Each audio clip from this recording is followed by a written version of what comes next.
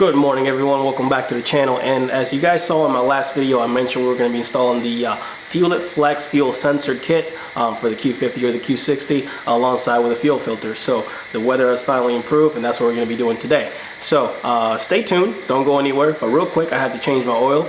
And AMSOIL Signature Series is the stuff.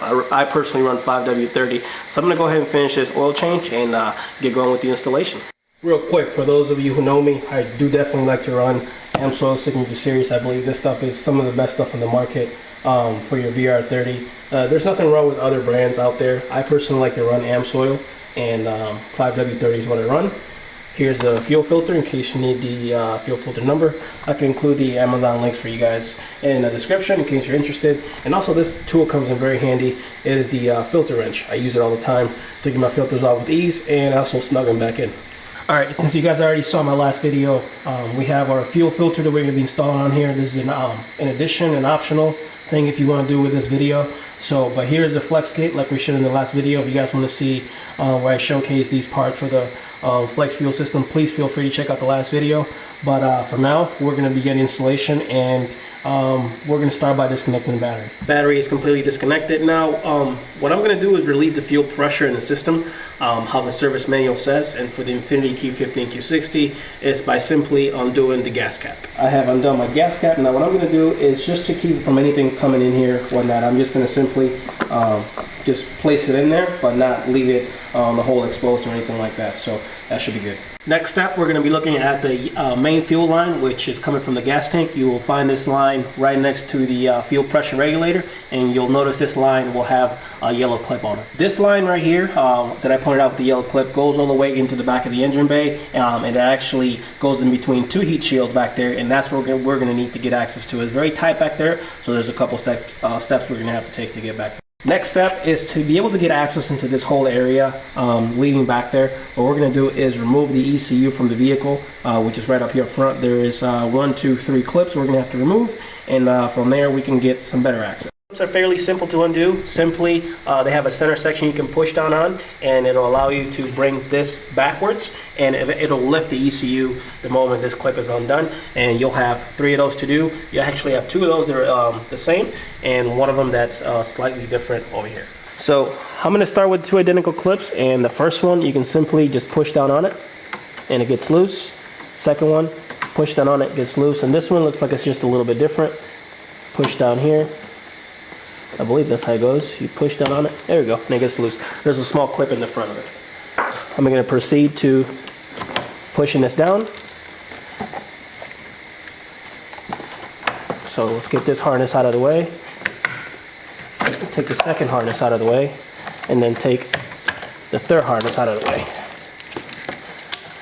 This will allow us to move the ECU harness out of the way. Now, excuse me if I may have said you got to remove the ECU. That is not true. You just have to remove the harness out of the way. This next step is completely optional. What I'm going to do is cover my ECU connections with some painter's tape, just to simply keep that out of any dirt and debris getting in there for the meantime while I have this disconnected. Next step, we're going to remove this yellow clip right there. That's the first part of the hose that we're going to remove. A little bit of fuel may leak out, so be careful. Use a rag underneath it so no fuel really leaks to the bottom of the engine bay here, but it shouldn't be that much fuel now that you have actually disconnected the battery and relieve the fuel pressure by removing your fuel cap. So I'm going to go ahead and remove that clip and that hose, and I'll get back in a second. I have removed the yellow clip, so be very careful when you remove the hose. As I mentioned, there's going to be some fuel leaking out. I have removed the fuel line, and it is completely safe to say that the amount of fuel that leaked out was very minimal. It was almost like a small spray, and I had no issue with that. So either way, you still want to be safe and put a rag underneath it. Another thing that I did was disconnected the ECU harness completely from these 3 clips and out of that clip right there.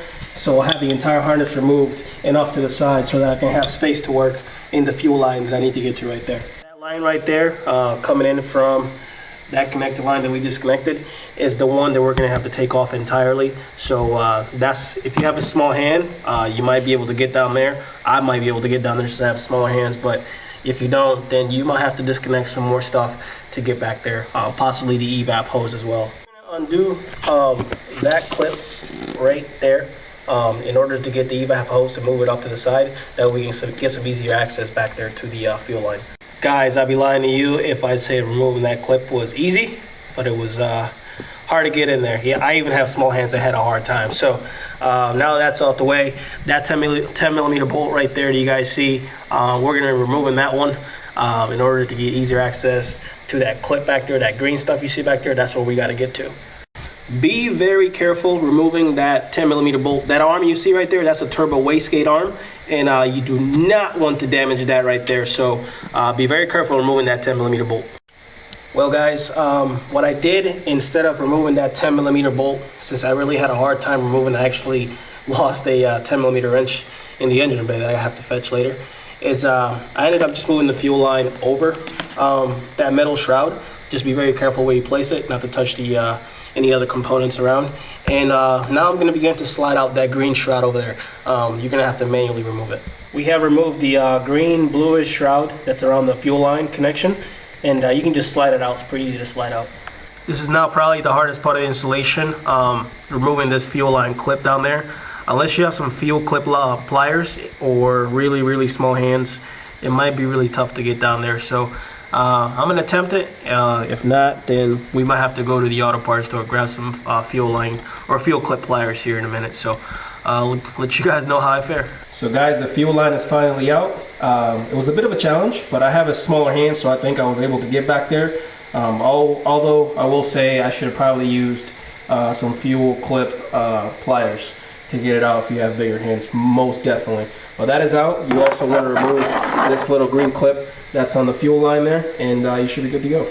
So there is your fuel line that comes all the way from the fuel tank, and that's where we're going to connect our new lines to. So there it is.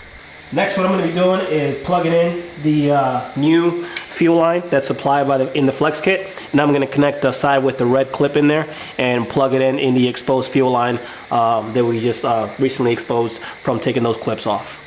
Now that I actually have the ECU connected back together, and you can see my fuel line coming out of there, I'm going to actually plug in my flex fuel sensor. So I have one end of the flex fuel sensor plugged in, and on this end of the flex fuel sensor, what I'm going to do is plug in my fuel filter, which is completely optional, as I mentioned.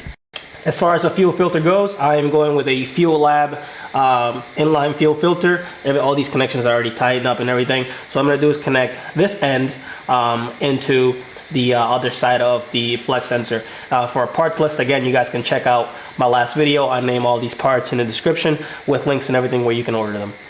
Now we're not done just yet. We still have to plug in our last hose from our flex kit from the tip of this fuel filter into our fuel line that goes into our engine. But keep in mind, guys, as I said, this fuel filter is completely optional. You don't have to do it. If this wasn't here, you could just make your connections from the flex sensor directly into your fuel line here by the fuel regulator, and you'll be all set. Now what we're going to do, as I mentioned, is plug in this hose here to this connection. That is plugged in. Make sure it clips in. And then this connection here will just go into your initial line that we removed the yellow clip from in the beginning of the video. Now that my connection is made, I'm simply gonna zip tie everything back together, kind of make it look nice and neat, and make our final connection, which is connecting the Bluetooth end of things to the battery, so this whole thing gets power, and then we're good to go. Now guys, like most people that I've seen install this entire filter and sensor would go back here, and normally you wouldn't have this issue if you're not installing a filter, but this is really big and it takes up a lot of space. So I had a challenge, which was pretty much the fuel line there was getting kinked if I moved this backwards too much. So what I did is I brought it forward and I zip tied it nice here neatly, I think somehow, and it's not moving. It's pretty sturdy. I also checked the clearance with the hood to make sure that everything would close fine, and nothing here would be in trouble or anything like that. So all the fuel lines are tight and secure, so this shouldn't be an issue. Looking forward to see how this turns out. All I got left to do is connect the wires, which I routed from underneath the battery plastics here. This actually pulls up, so just sneak that cable back in there and plug everything in, and should be good to go. My positive is connected, and my negative is connected, so let's go ahead and give the system a start up and see how everything goes. But first I'm going to go ahead and put my fuel cap back on. Alright, so what I did is went ahead and primed the fuel system a couple of times just to make sure that I had no leaks or anything like that. So I left the ECU running for a little bit, and I checked my connections there, down there, all the ones up here, make sure there's no leaks or anything like that. So even after your first drive, go ahead and check everything again to make sure there's no leaks, everything's tight, and everything's running smooth. So I'm going to go ahead and get my app going and see what my ethanol content is and make sure that everything's running as it's supposed to be. Alright, so let's go ahead and get the ECU going. Unit N. And let's get our app connected here. And there it is. We have E14 in our gas tank. Shows the ethanol content. There's, again, ethanol content and fuel temperature. And once again, this screen you can kind of play with and to get the right mixture. Those right there, those little arrows are sliders. So if I wanted E47, I would need 7.8 gallons of E85 and 6.2 gallons of just regular gas. Sorry if you guys having a hard time seeing there. Let me see if I can focus a little bit better. There we go. So, like I said, those are sliders you can play with when you guys get the app. But other than that, I'm pretty happy with everything, how everything turned out. There it is, E14. So, next step is the low pressure fuel pump and high pressure fuel pump install in separate videos. But there you have it, guys. That is your Fuel It Flex Kit installation complete. And now let's go ahead and shut the hood just to make sure that everything clears and all that good stuff. So let's check the hood, make sure everything closes just fine. And there is it's like no issue. Alright, so now the installation is complete. What we're going to do is pop the hood back up and start the car. I want to see the fuel pressure going. Make sure definitely that there's no leaks or anything like that. And just check our work. I like to triple check, double check, especially a fuel and upgrade. I do not want to have any issues in the future. Do it once correctly, you won't have to do it ever again.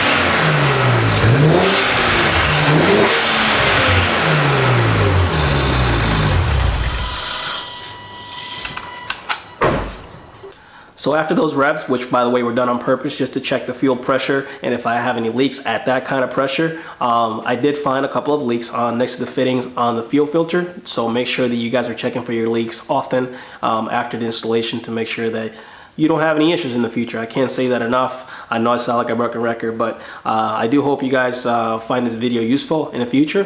Thank you for tuning in. This is going to be part 1 of my fuel and upgrades. Up next, we're going to be doing the low pressure fuel pump and high pressure fuel pump at some point in the near future. But thank you guys for tuning in today, and thanks for watching.